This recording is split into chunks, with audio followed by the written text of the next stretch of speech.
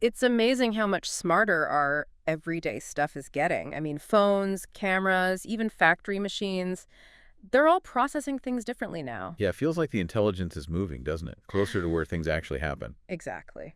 And that's what we're diving into today, this whole world of edge AI. Right. So, based on the research we've seen, reports from Global Market Insights, the business research company, places like that, Edge AI is really about, well, putting the AI algorithms and models right onto the devices themselves, the edge devices. The ones near where the data is actually created. Precisely. Yeah. Instead of, shipping everything off to some distant cloud server for analysis, think about your smart speaker.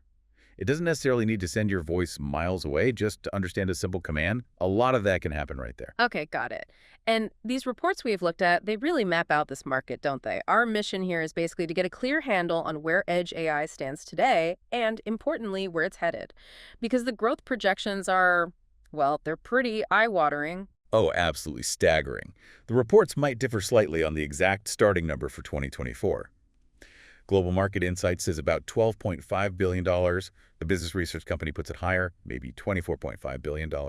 But they agree on the trajectory. Which is, Upwards, fast. what's our Compound annual growth rate, somewhere in the mid-20s% range, like 24, 25, 26%. Wow. Yeah.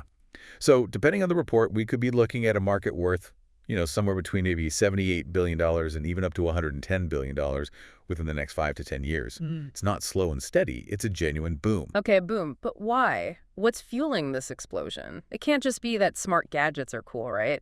There must be some serious drivers behind this. Definitely. There are a few key factors pushing this forward. First off, just the sheer proliferation of edge devices. Think about healthcare sensors monitoring patients constantly, retail smart cameras tracking stock, customer movement, manufacturing robots getting smarter on the factory floor. Right, all generating mountains of data. Exactly. And trying to send all that data back and forth to the cloud, that creates problems. Like delays, bottlenecks. Precisely. Which brings us to the second big driver. The critical need sometimes, for real-time processing and better efficiency. Latency, that delay, can be a non-starter in many applications. Like a self-driving car needing to react instantly. Perfect example. Or a medical device giving immediate feedback during surgery. You can't wait for a round trip to the cloud. Edge AI processes the data right there, almost instantaneously. Okay, that makes a ton of sense. It's like local intelligence for immediate action. So speed is one benefit. What else does edge AI bring to the table? Well, think about network bandwidth. Instead of flooding networks with raw data, the edge device can analyze it, figure out what's important, and maybe only send summaries or alerts back. Yeah. That saves a lot of bandwidth and potentially a lot of money. Efficiency. Efficiency, yes. And then there's security and privacy. Processing sensitive data locally means less risk of it being intercepted or exposed during transmission. That's a huge plus, especially with things like medical data or facial recognition. Definitely. And you mentioned one more. Right, offline functionality. Some edge AI systems can keep working even if the internet connection drops. Crucial for remote locations or critical infrastructure. That offline bit is massive. But it's interesting, we hear so much about the cloud being central to AI. How do edge AI and the cloud actually work together? Are they competitors? Not usually, no. It's more of a partnership, actually. Cloud computing is often what enables powerful edge AI. We're seeing a lot of hybrid models emerge. Hybrid? How so? Well, the cloud is fantastic for the really heavy lifting, training those complex AI models initially, Yeah. managing the whole fleet of edge devices, updating software.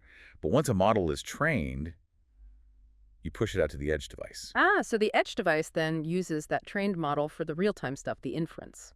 Exactly. The cloud handles the training and management. The edge handles the immediate inference based on local data. It's often the best of both worlds. Okay, that clarifies the relationship. And what about these super fast 5G networks? Where do they fit in? 5G is a massive enabler. It provides much faster, more reliable wireless connections. So when edge devices do need to communicate with the cloud or with each other, 5G makes that communication quicker and more robust. Think about coordinating swarms of drones or managing complex citywide sensor networks. So 5G helps bridge the gap when needed, making the whole hybrid system work better. Precisely. And with 5G subscriptions already over 1 billion globally and climbing fast, that infrastructure is becoming widespread, really paving the way for more sophisticated edge AI. All right, so we get the why. Now the drivers are clear. Let's shift gears and look ahead. What are the key trends really shaping the future of edge AI? One really exciting area is something called tiny ML. Tiny. Yeah, tiny machine learning. It's about designing machine learning models that can run on incredibly small, low-power microcontrollers. We're talking devices that might run for ages on a tiny battery. Wow. Like what kind of devices? Think tiny sensors embedded in bridges to monitor structural health, Mm. or wearables that analyze your vitals much more intelligently, or even predicting failures in tiny machine parts. The key is embedding AI into places we couldn't before because of power or size constraints. So AI on devices may be powered by a coin cell battery. That opens up a lot of doors. It really does. It could democratize AI in a way, putting intelligence into everyday objects very cheaply. Companies like Siva are already making specialized NPUs, neural processing units, tiny brains designed just for AI tasks on these small chips, these systems on chips. Okay, tiny ML is one. What else is trending? Another major one is the merging of AI and the Internet of Things, IoT. We often hear it called AIoT. AIoT, so smart devices getting even smarter. Exactly. It's not just about connecting devices anymore. That's the IoT part.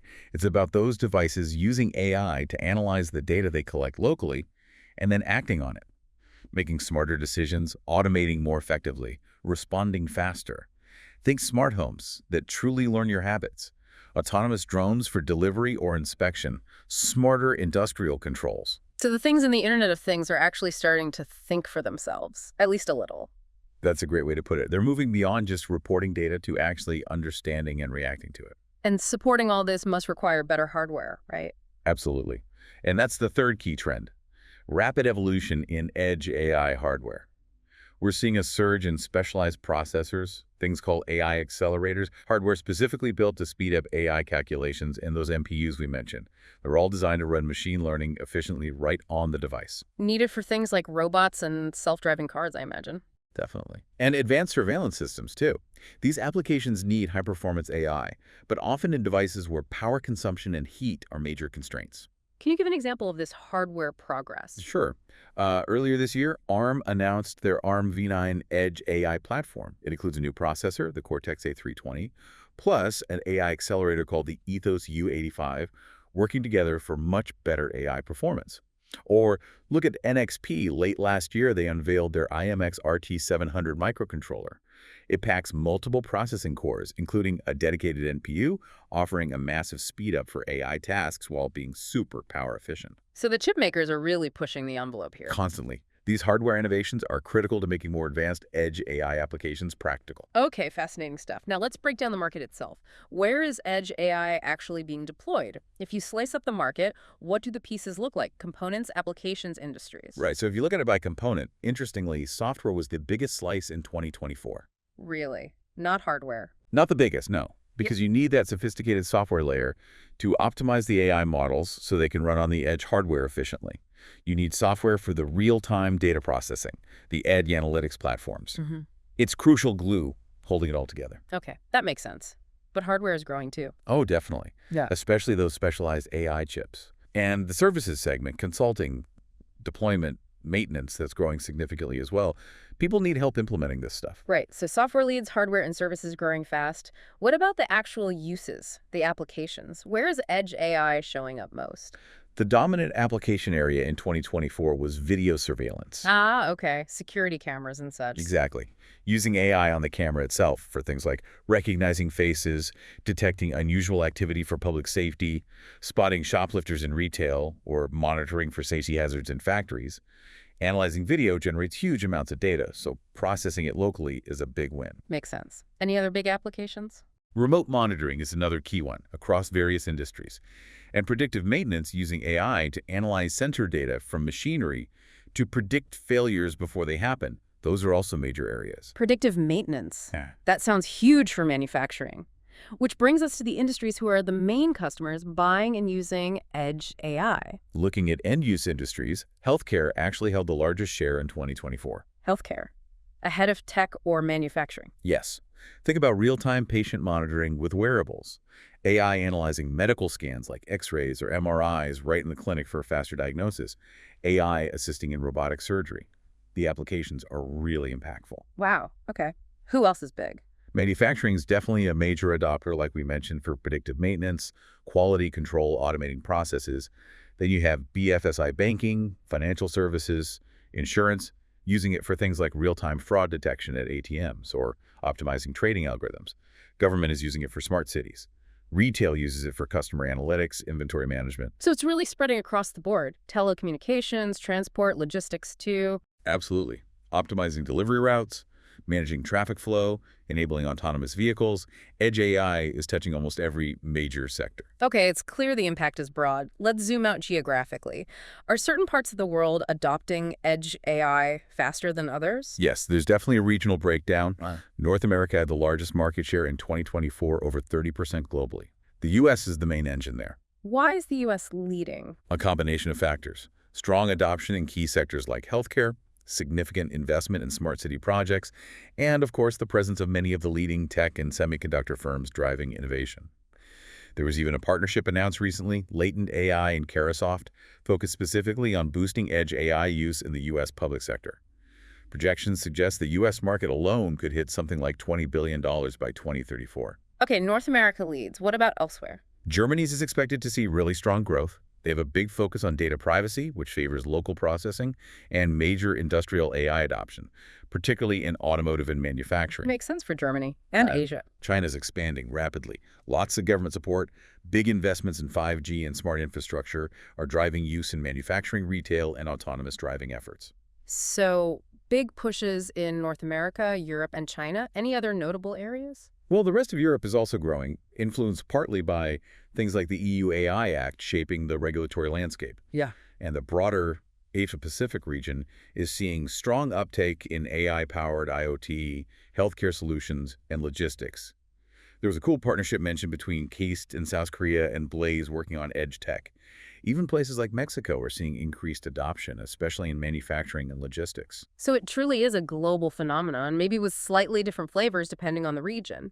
Now, who are the big companies in this space, the key players pushing the market? It's a competitive field. The report suggests the top 7 or so companies, we're talking names like Huawei, Intel, Google, Amazon, Dell, IBM, Microsoft, they hold maybe around 35% of the market combined. So still quite fragmented beyond the very top players. Yes, quite a bit. And each of the big players has its own approach. Google pushes its edge, TPU hardware and cloud integration, partnering with folks like Synaptics for IoT development. Huawei offers more end-to-end solutions. Intel is very strong on the hardware side. Amazon has AWS IoT. Dell focuses on edge infrastructure. IBM has Watson AI. Microsoft has Azure AI. They're all carving out their niches. It sounds like a real battleground. What's the main focus of the competition? Is it just about chips? It's multifaceted. Definitely a race to develop the best AI-optimized processors, powerful but also super power efficient. Those MPUs are key. But it's also about the software frameworks that make it easier to deploy and manage AI models on all these different edge devices. And we're seeing tons of partnerships and collaboration. Like what? Well, Lanner and Arcus are teaming up on solutions for the telecom edge. ARM launched its new platform. Weebit Nano and EMAS are exploring ultra-low power AI. Canonical partnered with Renesas on operating systems for their chips. It's constant activity, companies trying to build ecosystems and gain an edge, pardon the pun. Yeah. Okay, this has been incredibly thorough. We've covered a lot of ground on edge AI. As we start to wrap up, what are the absolute key takeaways people should remember from this deep dive? I'd say first, just the sheer speed and scale of growth in the edge AI market. It's significant and accelerating. Second, remember the drivers. The explosion of edge devices and the need for real-time, efficient processing. Third, keep an eye on key trends like TinyML and the AIoT convergence. They're really pushing the boundaries. Got it. Growth, drivers, trends. What else? Remember the leading sectors for now, healthcare, manufacturing, video surveillance, and that North America leads regionally, but growth is global. And finally, understand that it's a dynamic, competitive landscape with big tech players and innovative startups all pushing forward. It really feels like bringing intelligence closer to the data source isn't just an incremental step. It seems like a fundamental shift in how technology works. I think that's right. It really does have the potential to revolutionize industries by enabling faster, more secure, more efficient, and sometimes entirely new ways of doing things. Which leaves us with a final thought, maybe. Yeah, something for you to ponder. As this edge AI tech gets even better, more powerful, and cheaper, what completely new things will become possible? What innovations, what applications haven't we even thought of yet that this shift will unlock? Think about how it might impact your own work, your own life. The potential is just vast. Definitely food for thought. If you want to dig deeper, looking into some of those specific use cases or companies we touched on would be a great next step. Thanks for joining us on this deep dive.